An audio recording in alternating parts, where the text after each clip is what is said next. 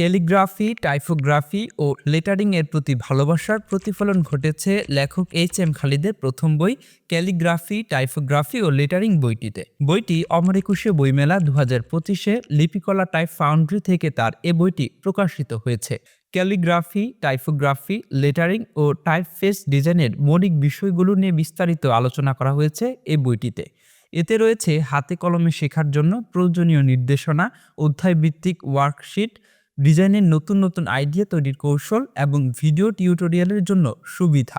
HM. Khalid বাংলাদেশের একজন নন্দিত calligraphy ও typography শিল্পী। তিনি বাংলা বর্ণমালার সৌন্দর্যকে ফুটিয়ে তুলতে নিবেদিত এবং ডিজাইনের জগতে তার অবদান রয়েছে অনন্য।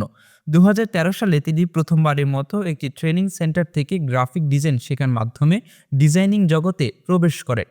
যদিও প্রাথমিক শেখা যথেষ্ট ছিল না, তবে তিনি বাসায় বসে নিরলস পরিশ্রম করে দক্ষতা অর্জন করেন। 2017 সালে তিনি প্রথমবারের মতো স্বনামধন্য একটি প্রতিষ্ঠানে কাজ করার জন্য সুযোগ পান এবং এরপর থেকে আর পেছনে ফিরে তাকাতে হয়নি তার।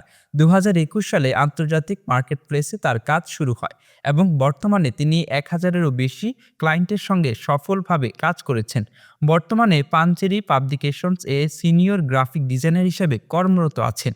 এখানে তিনি বইয়ের প্রচ্ছদ, লেটারিং ও অন্যান্য গ্রাফিক ডিজাইনের কাজ করছেন। গ্রাফিক ডিজাইনিং ইন্ডাস্ট্রিতে তার 8 বছরেরও বেশি অভিজ্ঞতা রয়েছে। তার সবচেয়ে পছন্দের কাজ হলো লোগো ডিজাইন ও লেটারিং করা। বিশেষ করে বাংলা ও ইংরেজি লেটারিং তার কাছে অত্যন্ত প্রিয়। লোগো ডিজাইনে সৃজনশীলতার বিশাল সুযোগ থাকায় তিনি এতে সবচেয়ে বেশি স্বাচ্ছন্দ্য বোধ করেন। নতুন নতুন আইডিয়া নিয়ে কাজ করা এবং উদ্ভাবনী ডিজাইন তৈরি করাই তার অন্যতম লক্ষ্য। বাংলা টাইপোগ্রাফি ও ফন্ট ডিজাইন অবদান। বাংলা টাইপোগ্রাফি ও ফন্ট ডিজাইনের প্রতি তার বিশেষ ভালোবাসা রয়েছে। তিনি ইতিমধ্যে 20টিরও বেশি বাংলা ফন্ট ডিজাইন করেছেন, যার মধ্যে হেডলাইন বাংলা সবচেয়ে জনপ্রিয়। তার ডিজাইন করা ফন্টগুলো বাংলা টাইপোগ্রাফিকে আরও সমৃদ্ধ করেছে। এই লেখক 1998 সালে মে মাসে মাদারীপুর জেলায় জন্মগ্রহণ করেন। তিনি শৈশব থেকে শিল্প ও সৃজনশীলতার প্রতি গভীর ঝোঁক অনুভব করতেন। তার পাশে নানা প্রতিকূলতা সত্ত্বেও তিনি শিল্প ও নান্দনিকতার চর্চা অব্যাহত রাখেন। স্কুল কলেজে বিভিন্ন সৃজনশীল আয়োজনে তার উপস্থিতি ছিল বিশেষভাবে উল্লেখযোগ্য। পরে তিনি ঢাকার তিতুমির কলেজ থেকে স্নাতকোত্তর ডিগ্রি অর্জন করেন।